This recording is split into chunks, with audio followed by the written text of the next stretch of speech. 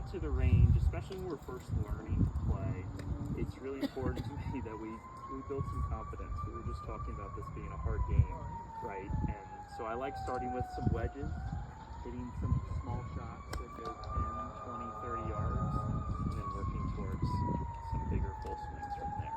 Okay, so that's kind of where we'll start. Probably looking at everybody's bag. It can't just be easy, right? Where everybody has the same thing. Okay, so I would recommend to start that everybody grab a pitching wedge. And if you don't have a pitching wedge and a sand wedge, probably the two clubs to carry over there.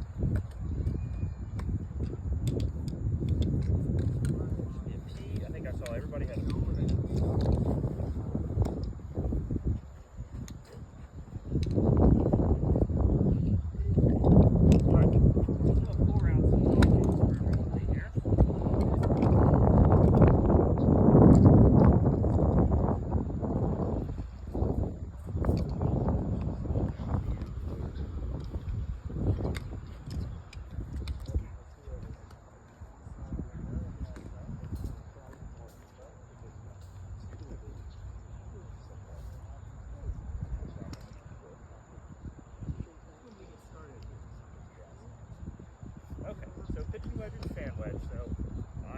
Starting with some small swings, as I said earlier.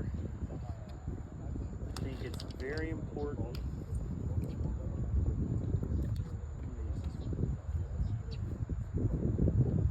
start kind of with grip. Okay, just kind of checking that fundamental every single day. Should we do the P or the F? Yeah, I would say either one is fine with me. I have the P in my hand. So I like starting with the grip. If you've watched golf on TV recently, best player in the world, Scotty Scheffler, he's having a pretty good year. He's won a lot of tournaments. He's very particular every time he warms up to make sure his grip is just right. And he is very, very good. So I think it's important that we all kind of start there. So to me, you have three options for gripping the club for full swing.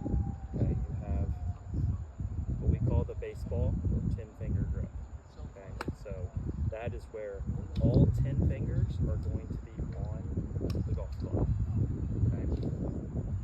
Then you have the overlap grip, and I'll go through each of these individually. Overlap is going to be your whole left hand is on the club, 4 fingers of your right hand are on the grip, and your pinky overlaps your left hand.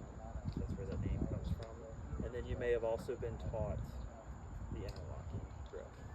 Okay, and that is where the index finger of your left hand interlocks with the pinky of your right hand. Okay, those are your 3 main grips. Almost everybody who plays golf uses one of those 3 grips. Okay, I would nudge you towards baseball, the 10-finger grip, or overlap. I do not particularly care for interlocking. The index finger is one of the strongest fingers on your hand, and when you go to an interlocking grip, you take that finger off the club. So do not particularly care for that one. If you've done interlock already, that's okay. You can stick with it. Yep. If you've already done it, if you're kind of starting out, go with it. But if you're learning, looking for a place to start, I like 10-finger or overlap. I don't know what to do with this one. So the most important hand, since this is super easy, we're all right-handed golfers. Oddly enough, the left hand is the most important. Okay? Right hand is not quite as important. So when we're gripping the club, we want the club to lay across the base of these 3 fingers here.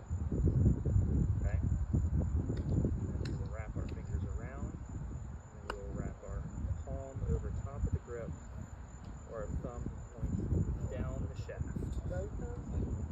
Just the left hand for now. Just the left hand for now. Yep. Bingo. Like that. Beautiful. Beautiful. When we have that in our hand like that, that gives us the ability to kind of hinge the club like this. So I always like to put it on there. There we go. Kind of make sure we have some room to hinge the club like this. If we were to grab the club and kind of grip it in our palm, very hard time hinging the club, which is an important part of creating power.